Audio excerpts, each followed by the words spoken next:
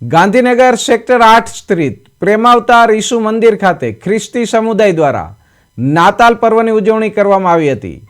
25 ડિસેમ્બરના રોજ પ્રભુ ઈસુ ખ્રિસ્તના જન્મોત્સવ નિમિત્તે વિશેષ ધાર્મિક વિધિ અને પ્રાર્થના સભાનું આયોજન કરવામાં આવ્યું હતું। આ પ્રસંગે ફાધરો દ્વારા શ્રદ્ધાળુઓને શાંતિ, પ્રેમ અને સેવાના માર્ગે આગળ વધવાનો સંદેશ આપવામાં આવ્યો।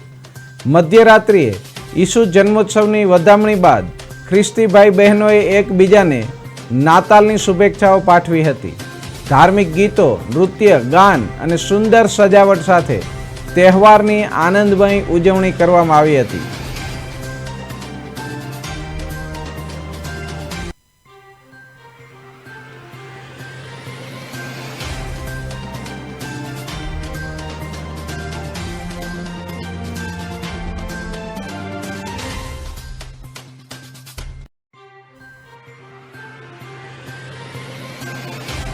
જયંતીનો તહેવાર ઈસુપંથી શ્રદ્ધાળુઓ માટે મહત્વનો તહેવાર હોય છે, કેમ કે લગભગ 2025 વર્ષો પૂર્વે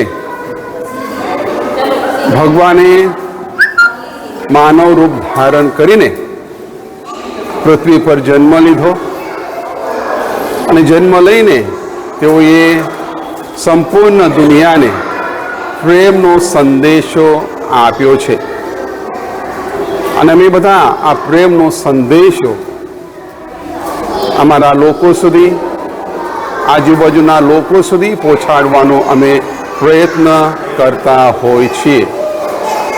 નાતાલનો તહેવાર એક આનંદનો તહેવાર છે, ઉલ્લાસનો, ઉમંગનો તહેવાર છે અને આ દિવસે બધા ખ્રિસ્તી શ્રદ્ધાળુઓ ચર્ચમાં આવીને મોટી સંખ્યામાં આવીને પ્રાર્થના કરતા હોય। આનંદના આ તહેવારમાં બધા ભાગ લઈને આનંદ અને ઉલ્લાસથી આ ખ્રિસ્ત જયંતીની ઉજવણી કરતા હોય છીએ।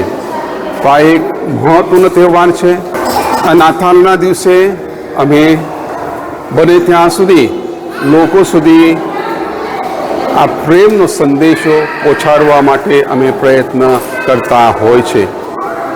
તો હું પ્રેમ અવતાર ઈસુ મંદિર તરફથી આપ સૌને નાતાલની શુભેચ્છાઓ પાઠવું છું। આનંદી નાતાલ અને આવતું વર્ષ 2026 આપ સૌનું સુખમય નીવડે એ મારી પ્રાર્થના અને સદિચ્છા।